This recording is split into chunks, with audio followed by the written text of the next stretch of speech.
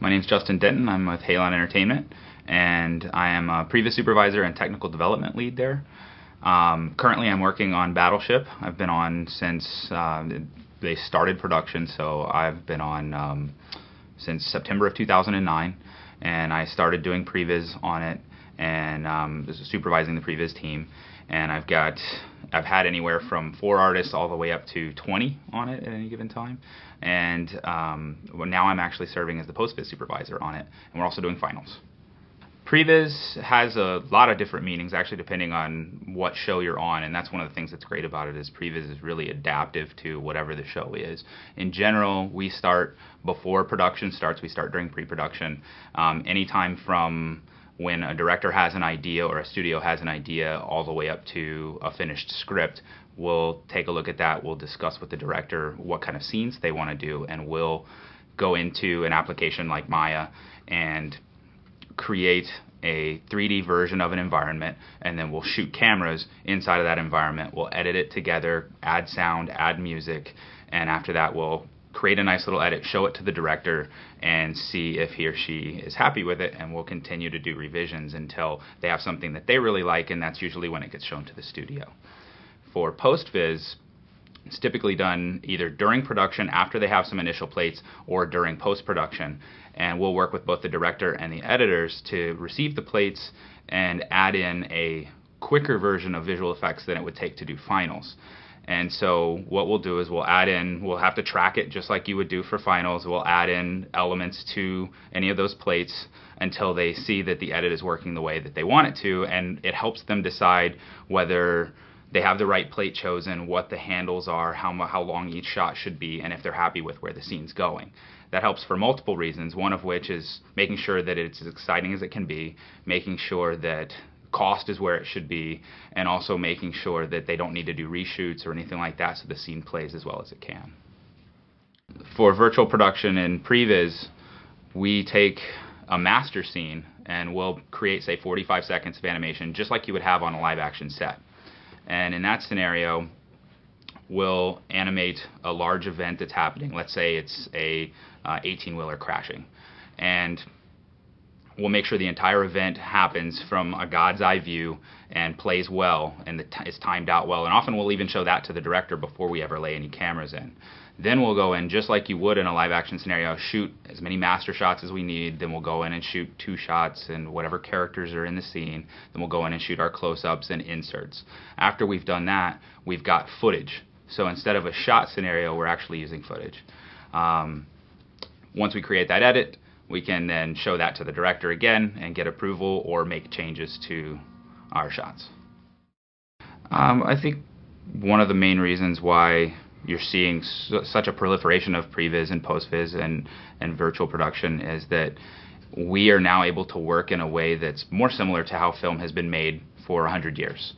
And if we can turn around and talk to a director in their terms instead of keyframe terms and feature animation style terms where we're discussing how you move a camera around in a CG scene, and we can now say, here's the camera, you can hold it, or you can tell us where to move around. We're now emulating the live action process.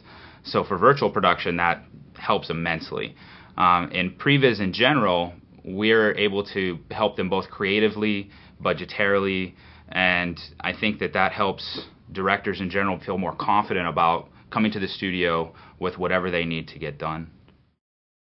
I think when a director has an idea, they want to be able to visualize it as best possible before they actually go and shoot it.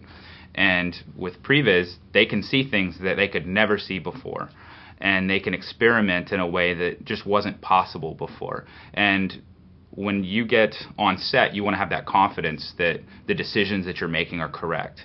And we can help them take that deductive process of they have 6 ideas and they know, one of them may work, one of them might not. We can go through all of those ideas with them before they ever get to production.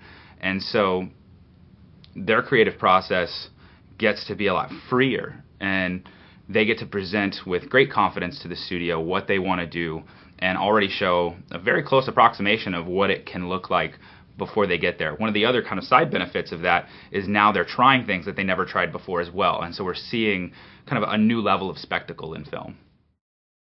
Well, Maya has actually increased its capabilities for us greatly, just as far as being able to handle more complex environments, dealing with ideas of professional camera, and I think that that's been huge for us in general in Previs.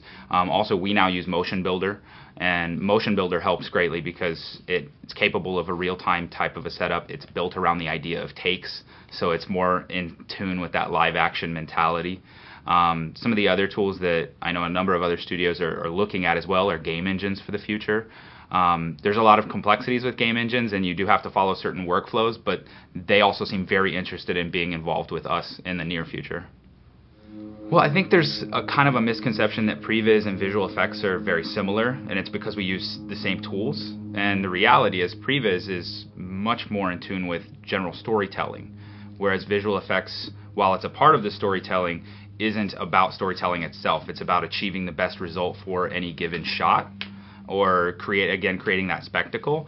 But with Previs, there's kind of this element where we are using the same tools, but we're much more interested in creating this cohesive bit of story. I know that doesn't answer your question, but I think it's kind of important to differentiate those.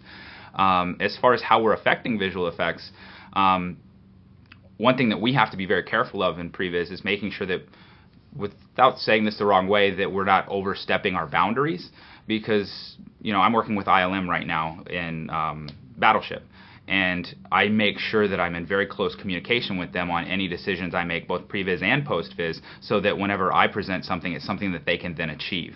And that's one thing we have to be very cognizant of when we're doing previs, is that we're not doing the impossible, either for real camera shooting or for visual effects in the future.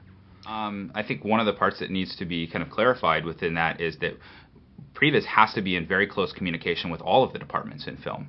We have to be in very close contact, obviously, with the director, and usually we have one-on-one contact with the director, but we also need to have that same level of contact with the DP to make sure that however we shoot things in our Previs is not just something that the DP can do, but also something that the DP wants to do, because DPs have a very specific style, and we need to match that. Typically, we're already doing that with the director because we're working with them one-on-one. The DP, sometimes in the Previs side, hasn't even joined in yet. Usually a director will know who their DP is going to be before, when we get started, but they haven't actually joined on the film. They're usually off shooting something else. So we try to make sure that we're in communication with them very early on. Then you have the production designer, which is another very important person for us to be in contact with. We want to make sure that anything that we're creating that shows up on camera is something that the production designer can do, wants to do, has approved, and also has the budget for. The other person we need to be involved with, when possible, in Previs is the editor or editors. In postvis, that's a given. We're in very close contact with the editors in postvis. So I think that those are things that we have to make sure that we're a part of those conversations with every department. And when you do that, those kind of responsibilities kind of just fall in line. Filmmaking is a lot like politics sometimes, and actually it is politics at times, but I think a little too much is made of new technologies when they come out, and that's always kind of the buzz, is that whose toes are you stepping on today and things like that. But the reality that I'm seeing is that when you let them know that you're there to serve them, like, I'm not just there to serve the director, I'm there to serve the production designer, I'm there to serve the DP, I'm there to serve the producers, I'm there to serve even the vendors who will be doing the VFX. I'm kind of there to help make sure that they're all communicating with each other as well, because often I'll end up finding out information from one side that maybe another side hasn't heard of. And if I make sure that that happens, I kind of become this liaison of information. And when you do that job properly, those kind of worries of, like, maybe day one, they might not be quite as sure about your position there. If you're doing that well and they start to see how much you're serving the overall process, those kinds of worries tend to go away pretty quickly. And I'm learning that each film that I work on, they're getting less and less. And so while it is a new thing in film, it's becoming accepted as a part of filmmaking in general.